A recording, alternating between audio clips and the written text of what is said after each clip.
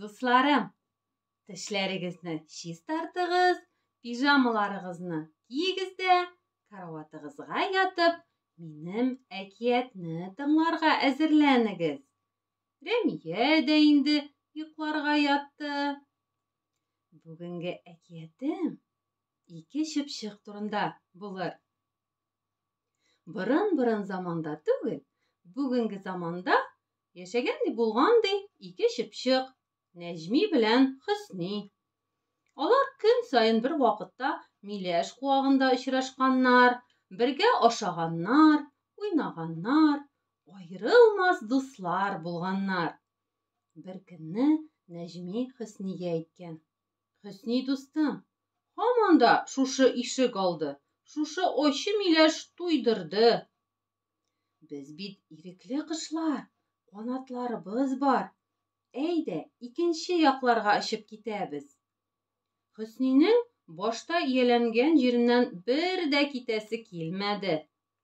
Туган ягыннан бер кайчанда еракка очканы булмагач, куркып та калды. Нәҗми үз сүзен бирмәде, Хөснине үгетләде: "Без бит синең белән төрле шартларда да яшәргә җайлашкан кошлар. Бөтен җирдә дә яши алабыз. Әйдә инде, куркып торма." Ахыр чиктә Хөсни Нәҗминең тәкъдименә ризалашты. Икенче көнне кояш чыгу белән Нәҗми белән Хөсни үзләренең туган җирләрен калдырып, очып киттеләр. Бик озак очтылар алар. Көндезләрен очсалар, төн җитү белән ял итеп йоклап алдылар. Күктән очып барганда, аска карасалар, зур диңгезе булган бер бик матур җиргә килеп җиттеләр. "Әйдә, монда яшәргә калабыз", диде Нәҗми Хөснигә. "Бигрәк җылы, матур урын." Хөсни: "Әйдә алайса, агачлар да күп, бер дә авыз итеп карамаган җиләк-җимешләр дә бар монда. Бу якларда яшәүче чыпчыклардан сорашып белешсәләр, алар Төркия дигән илгә очып килгәннәр икән. Шулай итеп, Рәсәйдән очып килгән кошлар бик шатланышып Төркиядә яши башлыйлар." Бер көнне Хөсни ниндидер куркыныч тавышка йокысыннан уянып китә.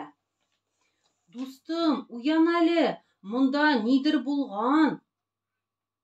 Мондый тавышның моңарчы ишетелгәне булмады бит." Хөснинең шулай дип әйтүе булды, бөтен җир селкенә башлады. Санаулы секундлар эчендә биек-биек йортлар бер-бер артлы җимерелергә тотынды. Тузан чыкты. Агачта утырган кошлар бөтенесе күккә күтәрелделәр. Җир тетри. "Әйдәгез, монда калырга ярамый", дип кычкырдылар кошлар Хөсни белән Нәҗмигә. "Әле ярый, канатларыбыз бар, очып котыла алдык", диеште кошлар. Хөсни моңсуланып Нәҗмигә эндәште: "Нәҗми, мин элек яшәгән урынымны сагындым. Ачы миләшкә кадәр сагындым. Әйдә, кире кайтыйк әле." "Әйдә соң", ди Нәҗми. "Безне монда бер нәрсә дә тотмый бит." Алар шунда ук үзләренең туган якларына очып кайтып китәләр.